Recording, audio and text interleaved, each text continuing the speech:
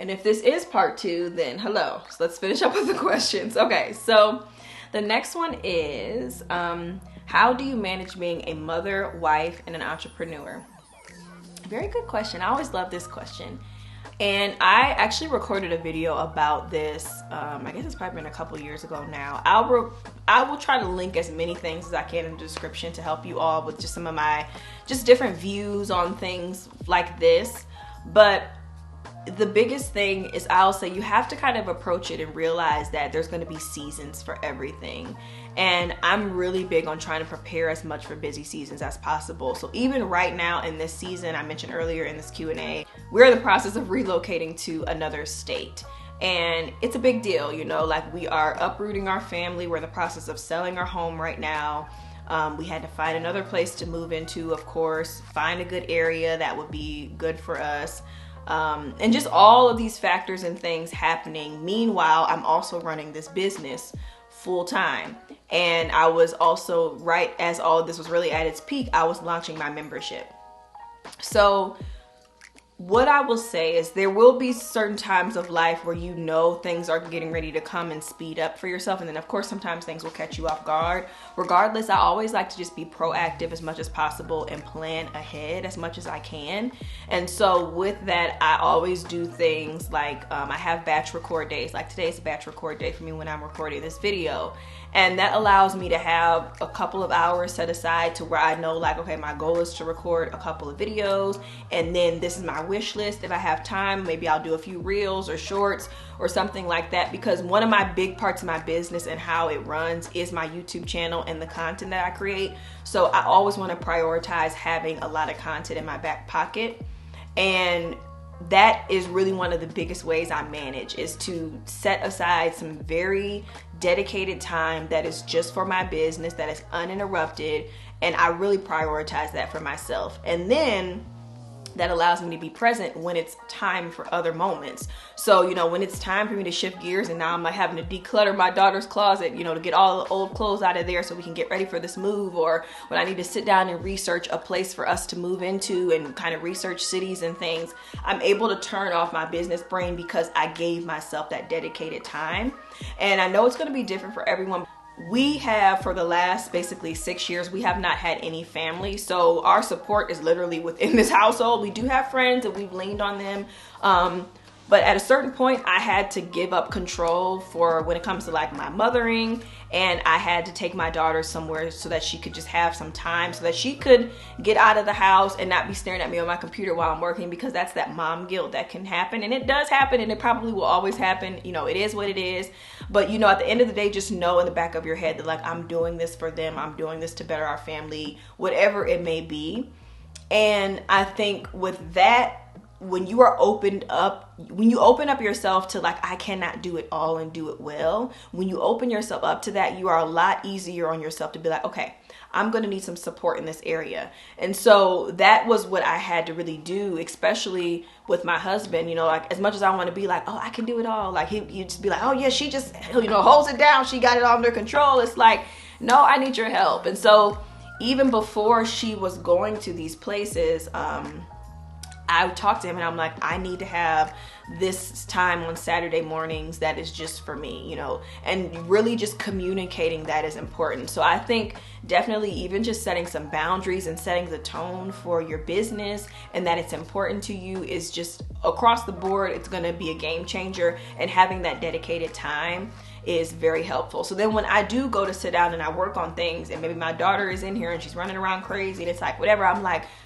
I'm feeling peaceful because I know I did like the main like priority thing I needed to do, and now everything else flows a little bit better, and it's easier for me to edit a video while she's around. It's easier for me to respond to emails depending on what kind of email. It's like one where I need some quiet. Again, I have those pockets of time that I have blocked off in my calendar. I get up a little bit earlier to execute things I need to do that require me to be like zoned in and quiet. And then I have certain things that I could just do while we're all up, you know, kind of talking, chatting, and I might pop my computer open and do a few things. So it depends. And again, every business is different. So it's always hard to speak to what your specific situation may be, but because I've done a little bit of every type of business, I've just really found that that is key. It's just having that dedicated time, setting the tone, getting those boundaries in place, and just communicating your needs and that you need support.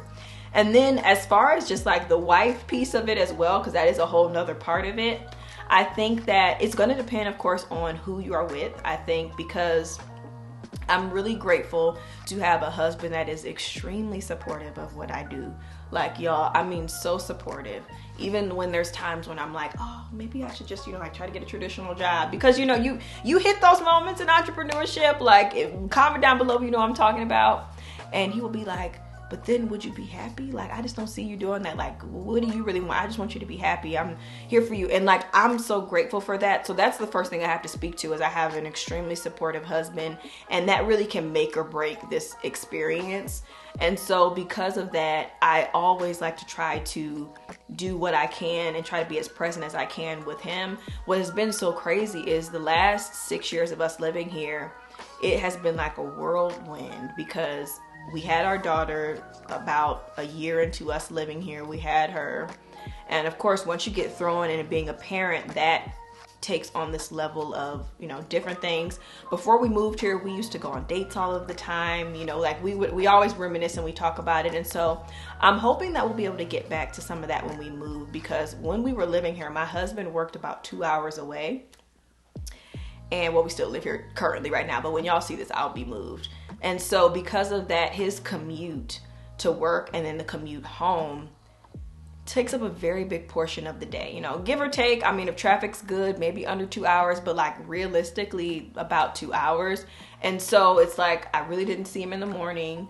And then even in the evening, he would come home and it would be time to get my daughter's bedtime routine going. And so it's been a challenge. Honestly, I'm just keeping it real, until again, I finally was like, okay, I'm going to need to lean on some support. So we have friends here, and also the place where my daughter was going to daycare, they offer these like parents' night out. And so we started doing that within the last year, and I have found that helps. So again, it's like removing that need to feel like I need to do everything, and be like, okay, I need support, I need help, and that's okay. And that has just been the biggest change for us, and just trying to prioritize each other as much as possible. So just doing sweet things when we can, and just showing that, especially for me, like showing that I'm thinking about him when he got his new job, like having like something really sweet and like a really nice dinner and stuff ready when he got home. So I always feel like relationships are so important. We always want to prioritize people. And so I'm always a person that's thinking like, okay, how can I make this person know that I care about them and feel valued today? And that is basically how I approach my marriage, and just hoping that it continues to get better. As the years go on, as we grow as individuals, we just have a lot more grace for one another. And I think that's been so helpful. But yeah, that has definitely a bit of how I manage things. I don't really have like a specific formula, because it definitely changes. Like, we're getting ready to move again, and now my formula is going to change, I guess, because now my daughter won't be going somewhere. She'll be back at home with me full time. And so I'll be sharing again how I'm navigating through that and, managing it essentially to make it work. But at the end of the day, I know it will work. And I know for you, the person that asked this question, as long as you make your business a priority and you still keep in line, what all of the different things are that matter to you, it will all come together. But it's just a matter of being honest with yourself and being willing to say no to certain things, and just saying yes more to certain things to grow it, right? And just understanding that even though you are Superwoman, you don't have to be Superwoman. So that's my piece on that. Okay, so then the last thing I really wanted to touch on for this was, again, from that poll that I did, just some people have put down some additional things basically that they were thinking as far as like things they were nervous about or struggling with. One of them was building a following and wondering like who will buy. I think this is just one of those things that we cannot control to a certain extent, but if you don't put yourself out there and you don't try, you'll never know, right? So as much as I would love to say like, well, if you do this, if you do X, then Y will happen. And a lot of times with entrepreneurship, it's unpredictable. But what I have really learned is, and I know it's like, rolling your eyes, but it's like that consistency muscle is really what works every time. Like all of the people that I've ever signed up for a program for them, or like bought a course from someone, or if I've bought a product from them.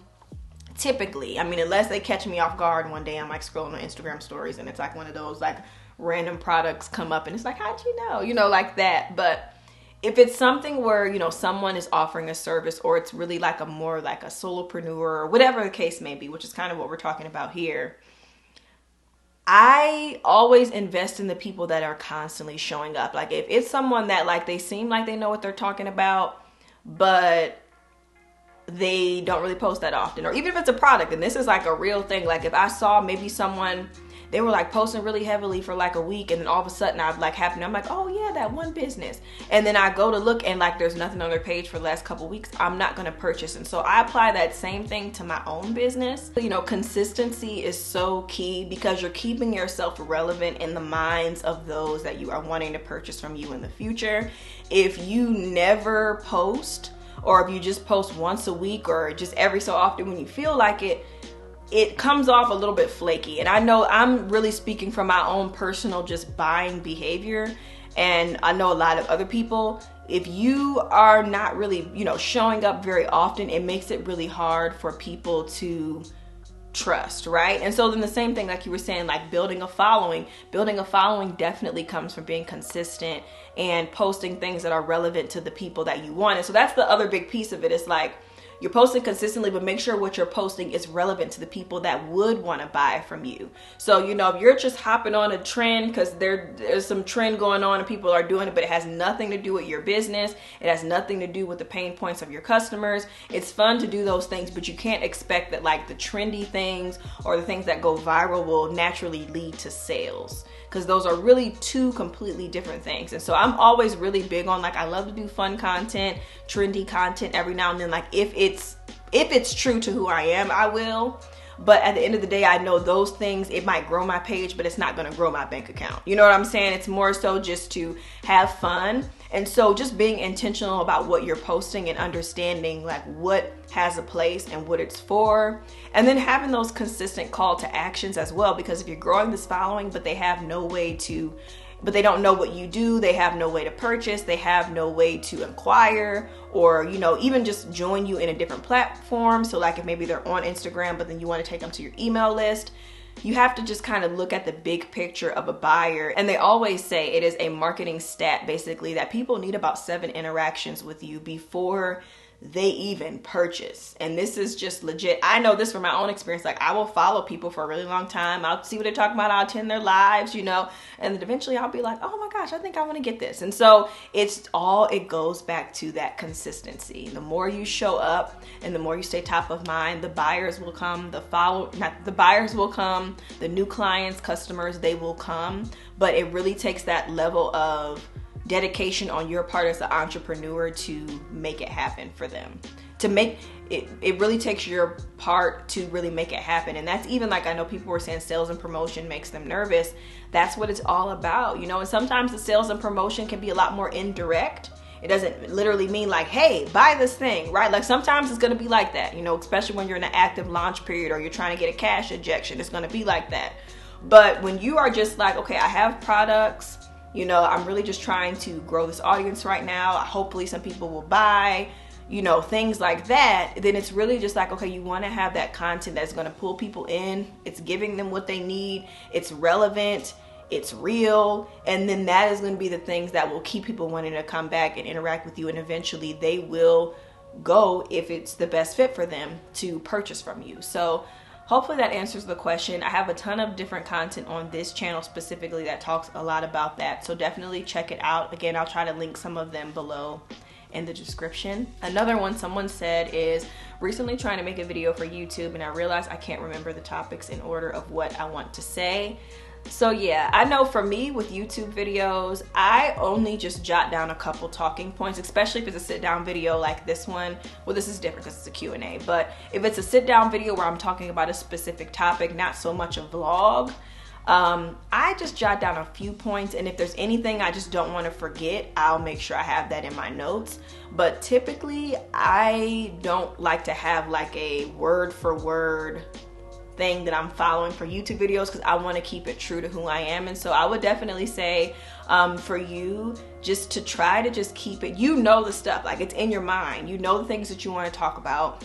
And so if you just have a couple of points versus like full paragraphs or sentences of, you know, kind of like almost a script essentially. I've tried that in the past, and you just get too much in your head because you're constantly stopping. It's like, oh wait, what am I supposed to say? Versus just like, okay, I know I'm supposed to talk about this, and then boom, you just kind of say what it says. And then the beauty of editing is if you ramble on for too long, you can cut things out and you can shorten it if you have to, but take that pressure off of yourself of having to follow like a specific set things to say.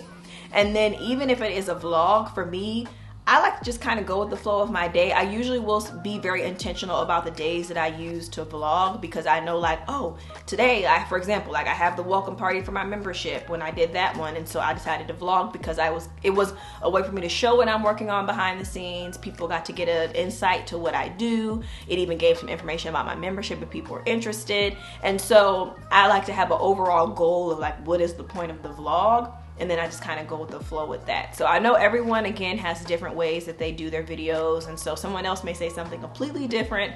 But that's what I have found that has worked for me. And it makes the videos a lot more natural and they flow easier. Okay, and then the last one on here, this was another one from like what people were nervous about that they added as a other thing. She said, loving my product so much and knowing it's a good thing and all of the excitement only for it to flop. Whew. Okay. So where do we begin? I 100% understand this because this is a feeling that happens almost with everything that I have created and launched, because you pour your heart into it. You know that this is something you're really passionate about. You love it. You stand behind it. And there is always going to be that lingering feeling of like, okay, I hope people like this. I hope this is relevant. I hope it doesn't flop, like she was saying. But I think that that is really true, and it speaks to what entrepreneurship is all about. It's about taking chances.